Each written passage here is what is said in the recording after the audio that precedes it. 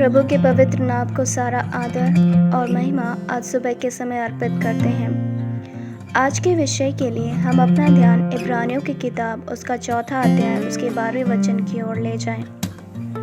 क्योंकि परमेश्वर का वचन जीवित और प्रबल और हर एक दो धारी तलवार से भी बहुत चोखा है। इस वचन के आधार पर सत्य वचन रूपी आत्मा की दो धारी तलवार के विषय में आज हम जानेंगे। पिछले दिनों में हमने सत्य वचन के द्वारा जीवन, सत्य वचन की चेतना जैसे विषयों के बारे में जाना था। इंग्लिश में चोखे का अर्थ शार्पर होता है। यह वचन सिखलाता है कि परमेश्वर का वचन शक्तिशाली और तलवार की धार से अधिक तेज है।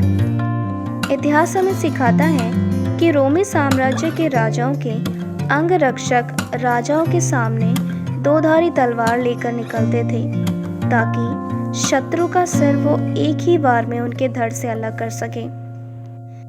इसीलिए तलवार की धार भी दोनों तरफ रखी जाती थी। इसी प्रकार परमेश्वर का वचन दो धारी तलवार से भी अधिक तेज होता है और वचन हमें यही सिखलाता है। इफिसियों की किताब उसका 6 अध्याय उसका 17वां वचन इस प्रकार कहता है, और उद्धार का टोप और आत्मा की तलवार जो परमेश्वर का वचन है ले लो।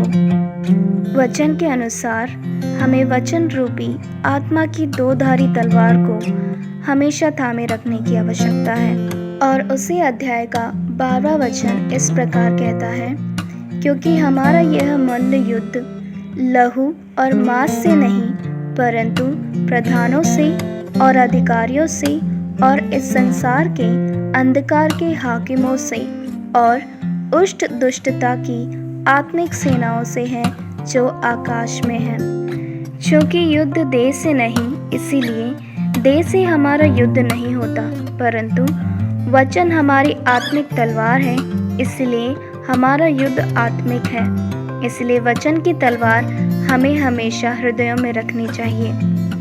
वचन हमारी बुद्धि की समझ से परे है, इसलिए वचन हमें आत्मिक रूप से समझने की ज़रूरत है ताकि प्रभु के बड़े प्रकाशन को हम देखने और समझने पाएं।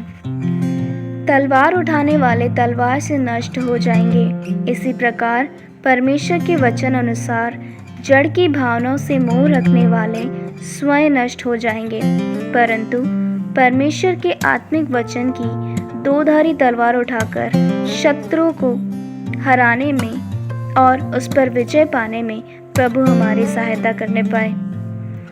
किसी भी युद्ध शस्त्र को प्रतिदिन रख रखाव की आवश्यकता पड़ती है। खास तौर पर देखें तो तलवार की धार को समय समय पर तेज करते रहना चाहिए ताकि उसकी कार्यशीलता में कोई कमी ना आ पाए। इसी प्रकार यदि हम हमारे जीवन में शुद्धि के साथ जीवित वचन को परम प्रधान स्थान देते हैं तो शैतान पराजित होता है। प्रतिदिन हमें अपने आप को दो धारी वचन के साथ जोड़े रखना आवश्यक है। बिना किसी वचन के आधार पर शैतान इधर उधर से इकट्ठा किए गए वचनों के टुकड़ों के द्वारा प्रभु यीशु मसीह की परीक्षा करता है, परंतु हम वचन में देखते हैं कि यीशु मसीह ने वचन के अधिकारिता से शैतान पर विजय पाई। इसी प्रकार परीक्षाओं से लड़ने में, सत्य वचन का ज्ञान होने में प्रभु हमारी सहायता करे। वचन के अनुसरण करने वाले किसी भी मनुष्य से शैतान डरेगा। अगर वचन के आधार पर हम देखें तो मत्ती का सुसमाचार उसका 4 अध्याय उसके 4 वाक्य में ऐसा लिखा है, मनुष्य केवल रोटी ही से नहीं परंतु हर वचन से जो परमेश्वर के मुख से निकलता है जीवित रहेगा। हमें परीक्षाओं से जीतना है तो वचन में हमें जीवित रहना होगा। परमेश्वर का वचन सिर्फ सिरहाने रख के सोने से शैतान हमें छुएगा नहीं, ऐसा ज़रूरी नहीं।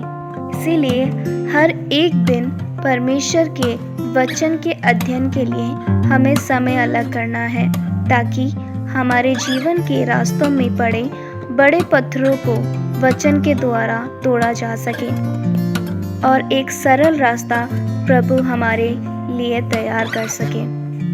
सत्य वचन के सामने स्वयं की शोधना करने के लिए हमें अपने आप को प्रतिदिन तैयार करना होगा। प्रतिदिन की दिनचर्या में एक हिस्सा वचन के मनन के लिए अलग करना होगा, ताकि वचन में हम स्थिर हो सकें।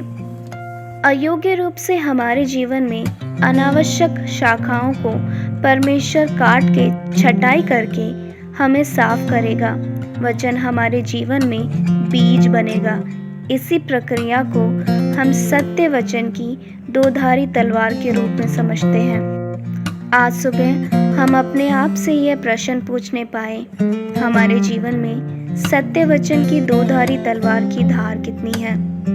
यदि उसकी कार्यशीलता में कमी आ गई है तो हमें सत्य वचन की दोधारी तलवार को तेज करने की आवश्यकता है और प्रतिदिन उसके वचन में समय व्यतीत करने के भी। इसीलिए मैं परमेश्वर से प्रार्थना करती हूँ कि वह हमारी आत्मिक दोधारी तलवार को तेज करे और हमारा विश्वास बढ़ाता रहे और हम परमेश्वर में एक विजयी जीवन जीने के लिए तैयार होने पाए।